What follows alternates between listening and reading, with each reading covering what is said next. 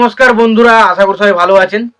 তো বন্ধুরা, আজকে একটা খবর খুব ছড়াছড়ি হচ্ছে চারিদিকে যে সাকিব খানের বরবাদ ছবির যে প্রযোজক, যার নাম হচ্ছে শাহরিন আক্তার সুমি একজন মহিলা।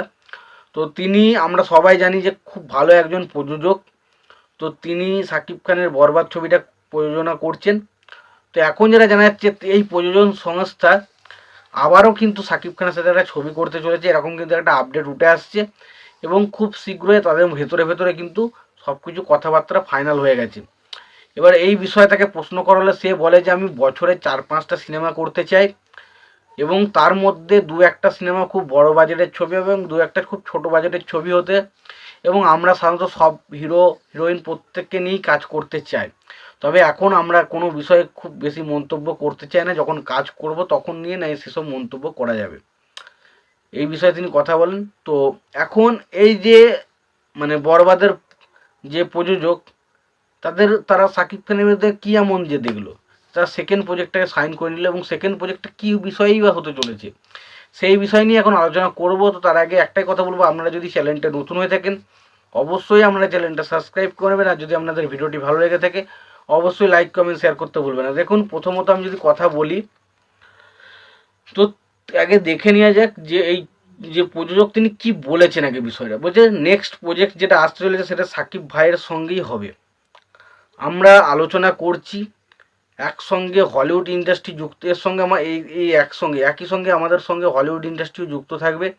তাদের সঙ্গে আমরা কো প্রোডাকশন হিসেবে কাজ করব, এবং সেখানকার স্টারও থাকবে সেই সিনেমার মধ্যে। তো আগে থেকে সব কিছু বলার চেয়ে আমরা কাজটা আরম্ভ করে তারপরেই না আমাদেরকে জানাবো। তবে আমরা ইতিমধ্যেই প্রাথমিকভাবে কাজ শুরু করেছি, আগামীতে আরও বিস্তারিত অ্যানাউন্সমেন্ট দিয়ে জানাবো।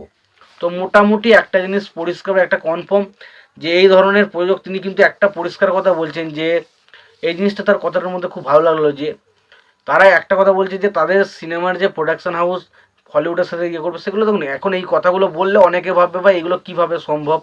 তো সেই সব কথায় আমি যাচ্ছি না, বাট তারা যে কথাটা বলছে দেখবেন যে এই যে বিষয়, এখন এইসব বিষয়ে আলোচনা থাক। তবে এই বিষয়ে আমরা যখন কাজ শুরু করব, যখন কাজ অলরেডি শুরু করব, তখন আমরা যে অ্যানাউন্সমেন্টগুলো দেবো তখন থেকে আপনারা জানতে পারবেন যে আসলে কাজটা হচ্ছে বা হচ্ছে না।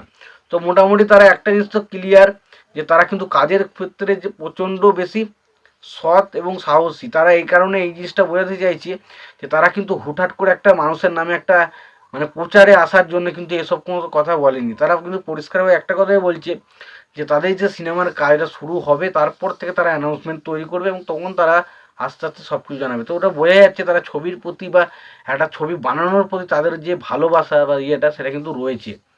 তো দেখা যাক আলটিমেট যে বিষয়টা বলা হচ্ছে, যে হলিউডের সাথেও কিন্তু কাজ করতে চলেছে তাদের সিনেমা, এবং সেখানে হলিউডের স্টার এবং সাকিব খান যদি একসঙ্গে একই সিনেমায় থাকে সেটা কেমন হয়, সেটা তো দেখার জন্য তো মুখিয়ে রয়েছে। তোমাদের এই বিষয়গুলো নিয়ে কী মতামত তোমরা অবশ্যই জানিও। তোমাদের যদি ভিডিওটি ভালো লেগে থাকে অবশ্যই লাইক কমেন্ট শেয়ার করে দিও। চ্যানেলটা নতুন হয়ে থাকলে অবশ্যই তোমরা চ্যানেলটা সাবস্ক্রাইব করে নিয়ে পাশে বেল আইকনটা অবশ্যই প্রেস করে দিও। ভালো থেকো, সুস্থ থেকো, দেখাচ্ছ পরে ভিডিও।